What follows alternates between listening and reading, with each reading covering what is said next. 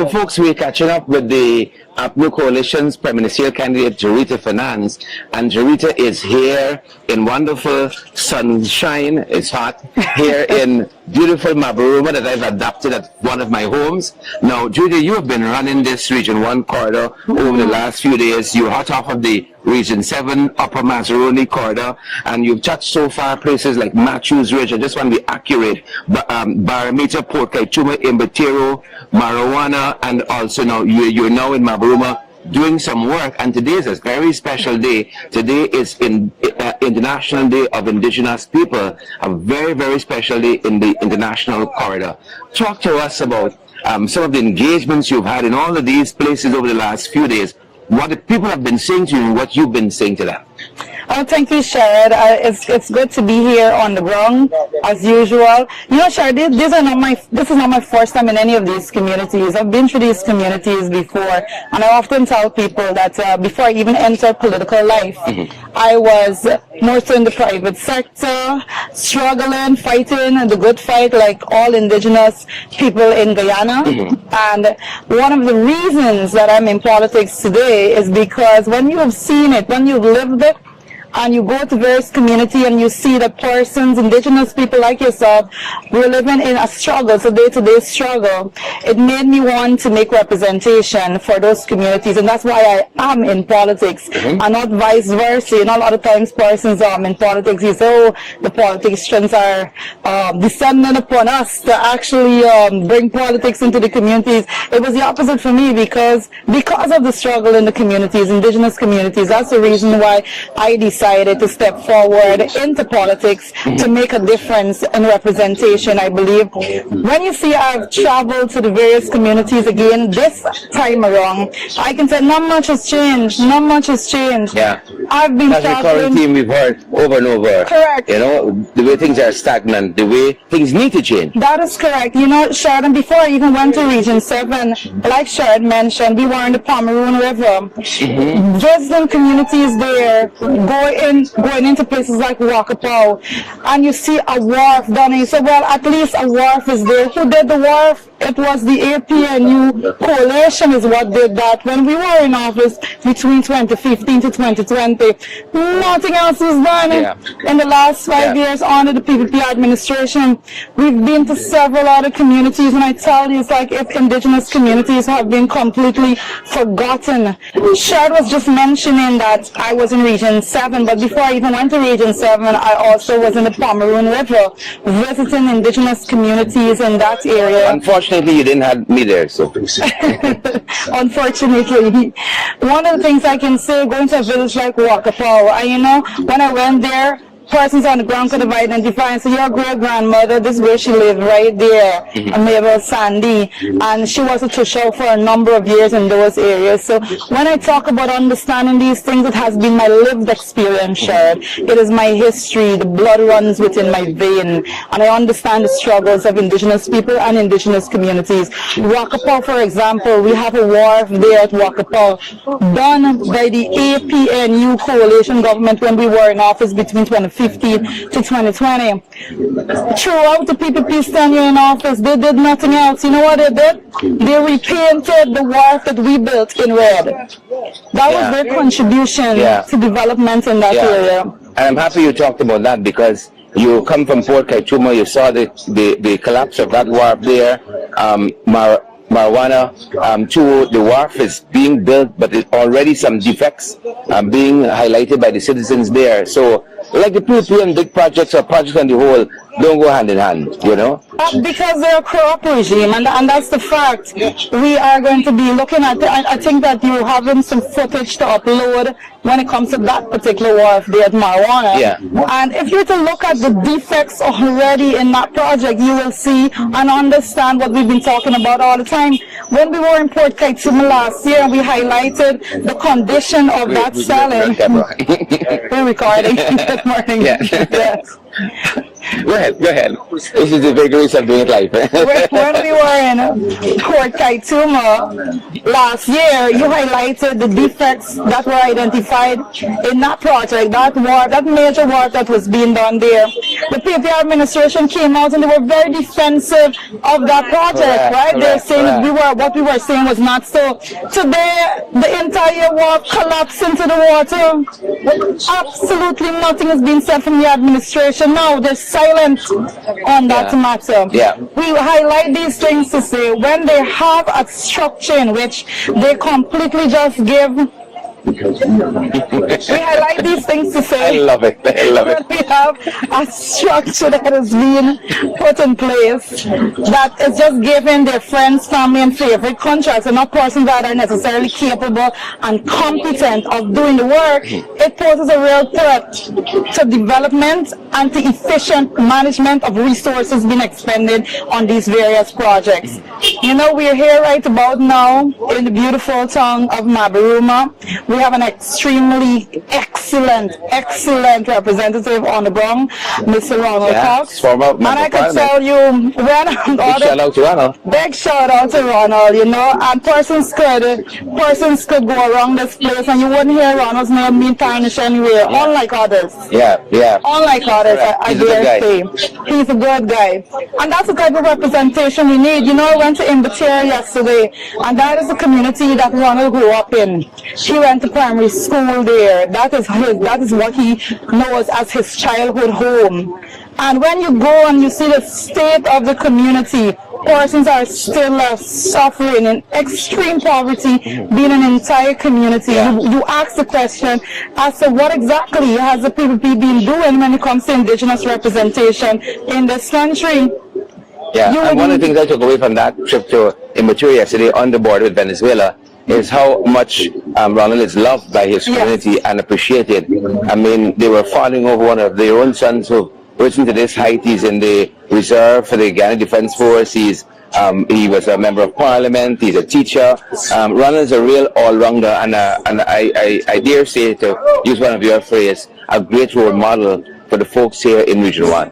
Yes, in person, and Ronald, for example, you know, Ronald spoke about how he made it to where he is right now. And he spoke about having to paddle from home, and then he's paddling for 45 minutes, and then when he's done, you have to walk for another 45 to get to school, just to get a secondary education. Not getting any aid from government. At that time, the PPP was in office. He wasn't getting any aid from government. He had to struggle on his own. And when the community sees one of their own was able to struggle but still survive, and now he's come back and say, I am in a position that I can impact change, that I can represent you, they're happy. It's a beautiful and that's thing. why they're surrounding him with the support that they're giving to him. It's a beautiful thing. Yes. What else have people been telling you as you've been visiting? For those of you who are now joining us, let me run through a lot of the places that the APNU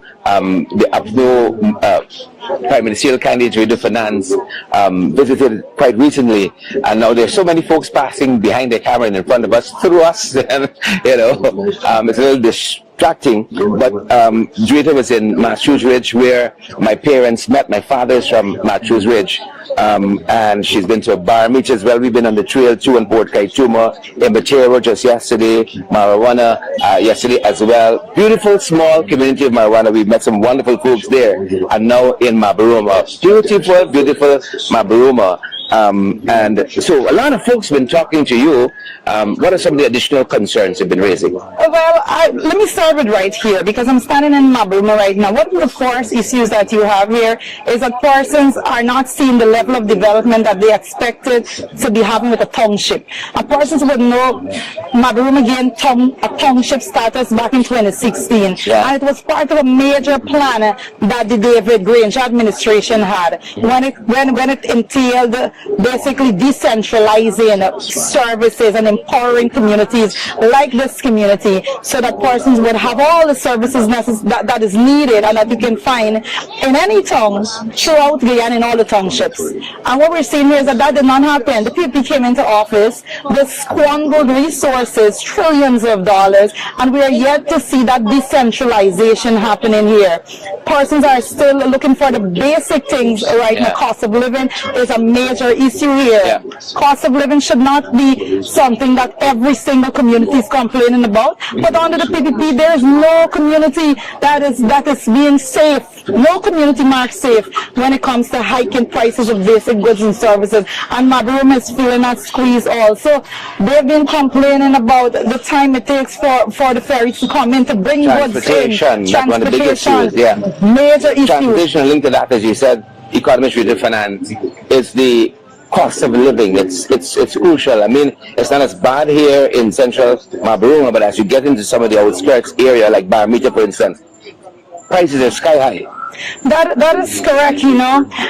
All of the other areas, prices, the farther out you go, the more you would see the price hike. Cost of fuel, there's no gas station here, there's no bank here. So the things that you would expect to see with a township, if government had channeled resources and policies in a certain direction, things that would have been here already. I dare say that if we were in office in 2020 to now and had over about $5 trillion to spend, those basic things would have been here because we would have created the incentives for those companies to come up here and set up shop to make sure that the persons have the services. But we're not seeing that here right now because government believe that if they don't have a friend identified to do it, they're not going to do it at all. Correct. That is the issue and that that's why we're we see facing. some of the failure in the infrastructure in places like Mabumu where we are and the satellite areas. Some of the major things that are overarching in all hinterland communities is poor health care and poor health care facilities,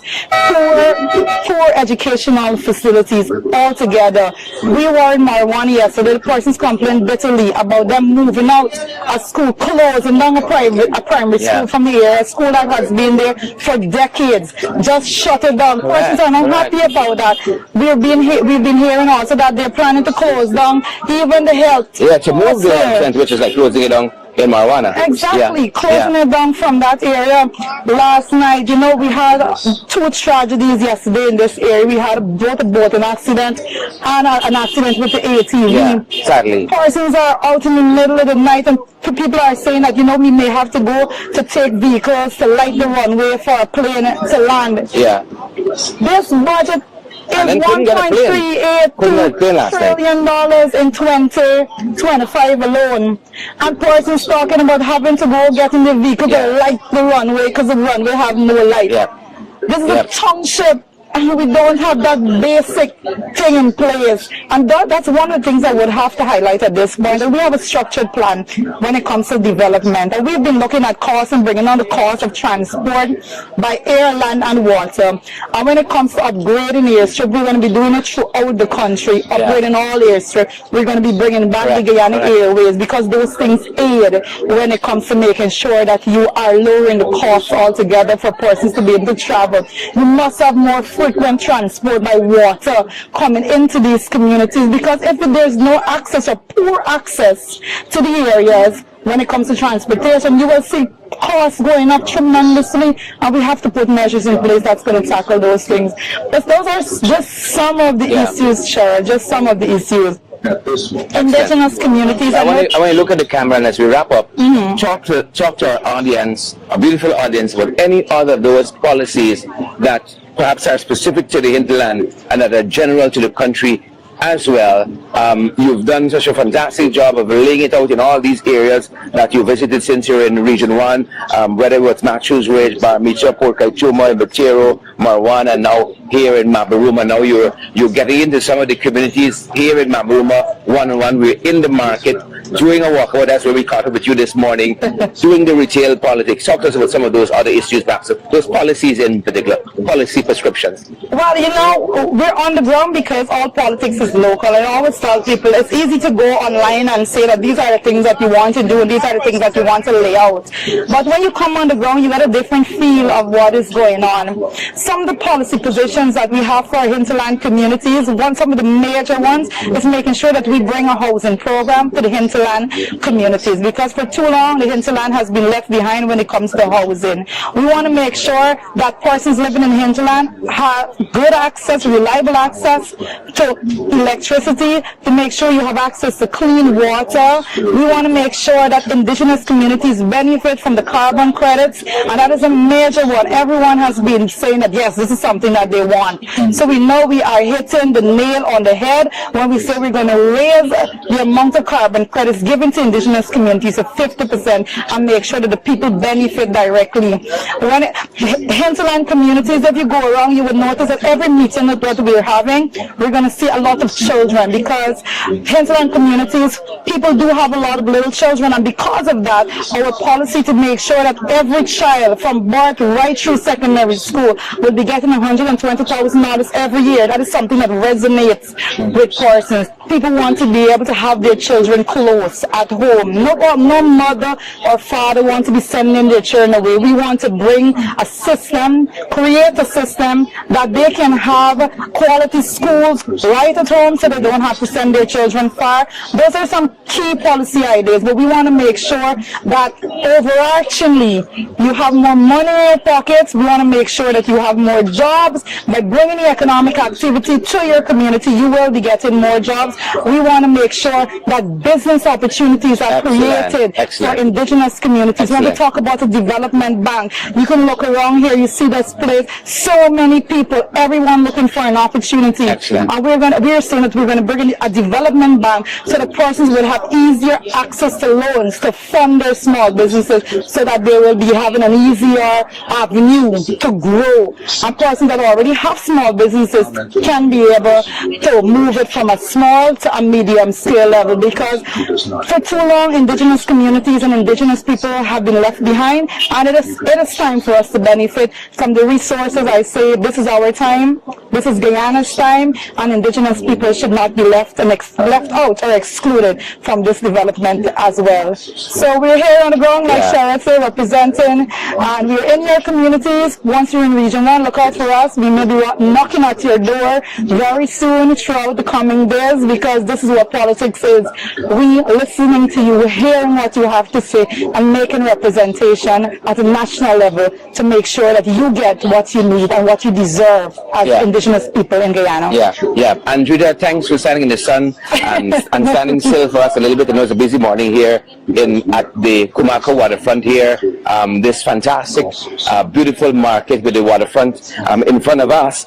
And what a better way to say happy, I want to get it right, International Day of the World's Indigenous People 2025. I think I got it wrong the first time. International Day of the World's Indigenous People 2025, and being in these communities and talking to these people about the issues that matter. Thank you very much, Thank you, Madam Prime Minister, I dare say. Thank you so much. It's a sense of pride. I feel a sense of pride being an indigenous woman, an indigenous mother, and being here representing indigenous people and indigenous communities. You know, one thing that stands out to me, even as we've been here in Mabuma for a couple of days now, in Region 1 for a couple of days, I have been running into PPP folks or the other parties on the ground doing this kind of retail politics. There are a lot of flags up, but the people seem to be absent here on the ground. But let's leave it there until another time. Definitely, but on that note, Sharon is trying to leave it there, but we've seen a lot of persons, you're wearing a cap or something for another party, another competing party in this place, and I would dare say that I exclude no one. I always stop and talk to everyone, because my representation is for all. People first. And putting people first. Exactly. Putting people first, you have to stop and talk to everyone. For too long we've been saying, oh, this is a PPP family or some other political party. I see you all as indigenous people that need representation, and I'm here to provide that representation. So come the 1st of September, we will be unifying our voice and our vote, because we are going to the poll and voting for indigenous communities and indigenous people to benefit. So that's it. Thank you, Juretha, and thank you, folks. Thanks for joining us. Share the live, share the broadcast. That's it for this installment of our being on the campaign trail here in Region 1. Thank you so much. Thank you.